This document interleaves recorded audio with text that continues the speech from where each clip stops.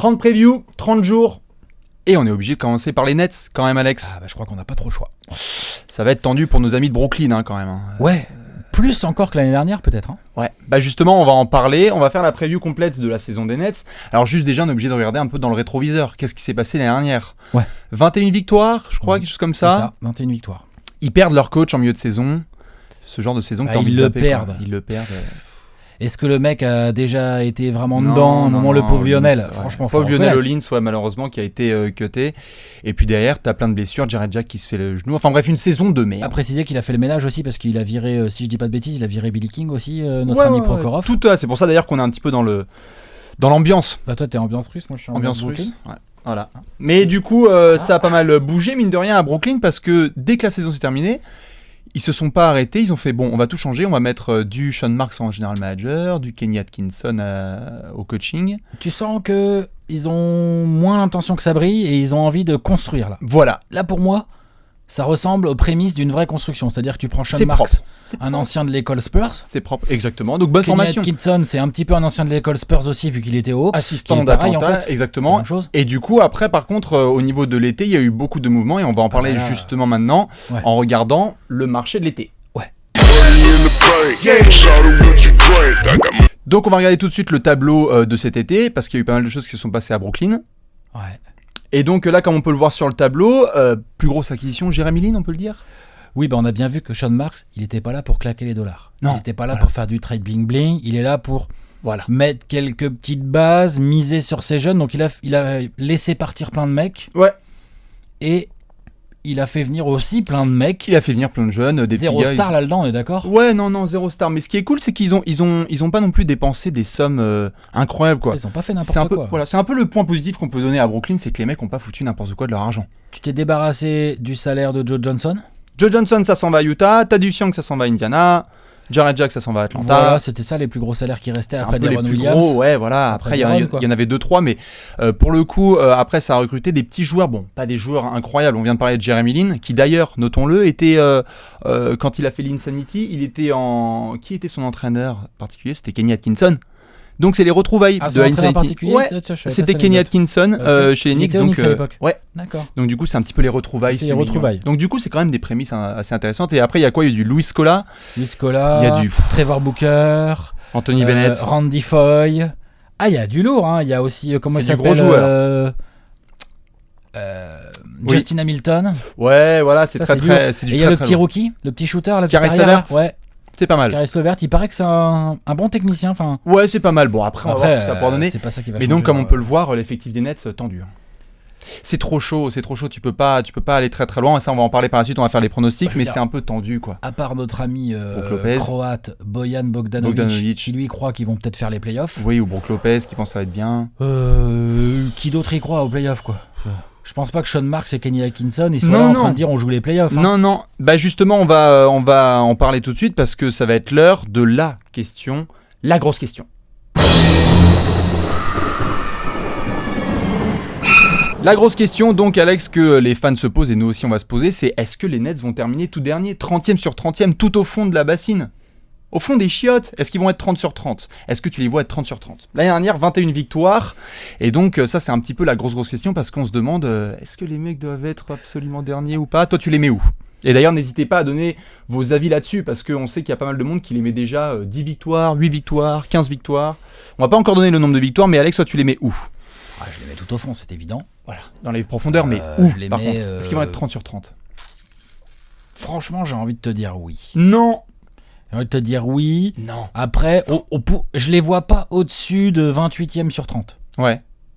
Pas au-dessus. 28, 29, 30. Tiens. Pour moi, je les vois pas au-dessus de 28e sur 30. Ouais. Voilà. Ok. Bon, moi, je t'avoue que je les mets pas non plus haut que 28 ? Non, pas plus haut de 28, mais je t'avoue que je les mets pas en 30e, quoi. Je les mets pas en 30e. Pour une raison principale. Juste, ils ont un bon coach, ils ont des bons joueurs, ça va être sympa. Ils ont des bons joueurs. Attends, non, mais voilà, l'attaque va être dégueulasse. Il y a combien de joueurs qui ont un vrai niveau de titulaire en NBA dans cette équipe ? Combien ? Vas-y. 3.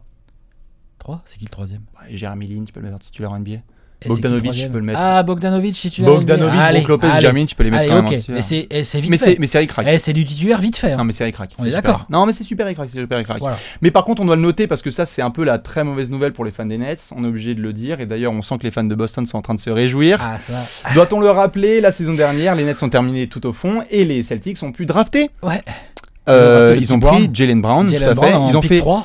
Tiens, les Nets, c'est super, vous avez fait de la merde, on va récupérer votre pick. Bien, ouais. Et là, ils peuvent le refaire encore cette année. Eh bien, une mauvaise nouvelle, j'arrive jamais seul. Donc, du coup, on va refaire la même cette saison. Merci Billy King. Voilà. On dit merci à Billy King. Exactement. Donc, du coup, vous pouvez faire la saison la plus pourrie de l'histoire. Les Celtics qui vont quand même repartir avec le pick des Nets. Donc, du coup. Les Nets ne tankent pas. Voilà. Les Nets. T'essayes de construire un petit peu. T'essayes de construire un petit peu une identité. Mais à mon avis, on va essayer de construire, mais ça va vraiment être dur de gagner des matchs. Ouais. Voilà. Je ne vois pas gagner beaucoup de matchs. Pareil. Mais par contre, ce qui va essayer d'être intéressant, c'est de voir quel joueur qui va nous faire kiffer. Et ça, Alex, on va en parler dans la rubrique Le Girard d'Or.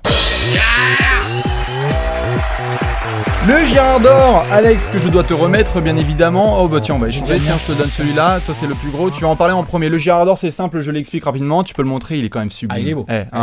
Le Girard d'Or, c'est le gros trophée. C'est le joueur qui va pouvoir nous faire kiffer. Il est 1h du matin, on est sur le League Pass, ou 2h du matin, et on se dit, bon, ok, les Nets, c'est de la merde, mais là, je vais regarder quand même. Allez, 2 minutes, parce qu'il est en jeu. Alex, à qui tu vas décerner le Girard d'Or?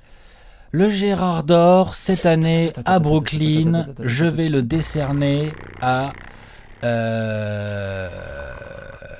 Kilpatrick. Sean Kilpatrick? Ouais. Super. Allez, j'aime bien. Il n'est pas extrêmement technique, mais il est bien athlétique, il a une belle énergie. Jean, tu es Patrick. Il va nous claquer quelques bons gros dunks. Les soirs où il est un peu en feu, ça peut être marrant. Bah voilà, c'est le genre de gars pour qui je peux, si je suis sur mon League Pass, là, je peux cliquer sur les Nets pour me dire, allez, ok, qu'est-ce qu'il fait Kilpatrick? Ok, pourquoi pas, moi je vais te prendre. Voilà. Je vais te prendre Anthony Bennett. Quoi, t'aimes bien te moquer, toi? Ouais, parce que j'ai envie de voir ce qu'il peut donner. Non, mais sérieux, là, il faut lui redonner une chance. C'est tendu. Bah, d'ailleurs, je peux le comparer à Larry Johnson, non? Moi-même, quand j'ai fait le profil de Anthony Bennett, je pensais pas une seconde qu'il allait être numéro 1 de draft. Non. Par contre, effectivement, j'ai Las Vegas. Tu vois, Université de Las Vegas, bien sûr. J'ai vu un 3-4, tu vois, tanké et tout. J'ai fait, oh, Larry Johnson. Bon, en fait, non. Non, pas du tout. En fait, non. Il a fait un sacré parcours, il est passé par Cleveland, Minnesota, etc. J'aimerais bien voir, 10-15 minutes par soir, j'ai envie de le voir. Marie Johnson, quoi. Voilà. Marie Johnson. Ou c'est grand-mama, quoi. Ouais, grand-mama.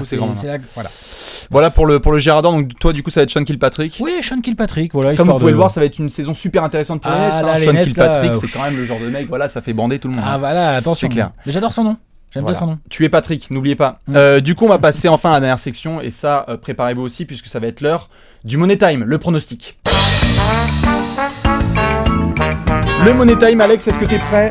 Ouais. Tu vas avoir 24 secondes, voilà. N'hésitez pas d'ailleurs à commenter là-dessus, à donner vos pronostics, à peu près le placement des Nets dans la conférence Est, même par rapport au reste de la ligue, et leur nombre de victoires. Alex, est-ce que tu es prêt? Je vais devoir prendre le chrono. Attention, est-ce que tu es prêt, Alex? 3, 2, 1, tu as 24 secondes. Alors, pour moi, les Nets, je les vois bien être 15e, dernier de l'Est. Dernier de l'Est, 15e, 29e ou 30e de la NBA en général. Je les vois bien, ils ont fait 21 victoires l'année dernière, je les vois bien en gagner 18. 5. Ok, 4. 18, voilà. 3. 18 victoires. Ouais. Ok, très bien. Bah du coup, moi aussi, je vais enchaîner. Allez, 24 petites secondes pour voir ce que ça peut donner. Top chrono.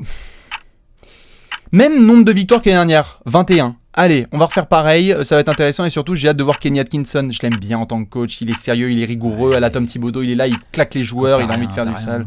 Non, il n'y a pas beaucoup de joueurs, mais j'ai envie de les voir. Dans tous les cas, la saison des Nets va être bien dégueulasse. Voilà du coup pour cette preview. Va revenir à la mode, mais pas tout de suite. Dans 5 ou 6 ans. Voilà du coup pour cette preview des Nets, bien évidemment, comme vous le savez, 30 apéros en 30 jours. Donc la prochaine preview, on va donner un petit indice, à mon avis, je crois qu'ils ont perdu un serpent récemment. Oui. Prochaine preview. Allez, ciao.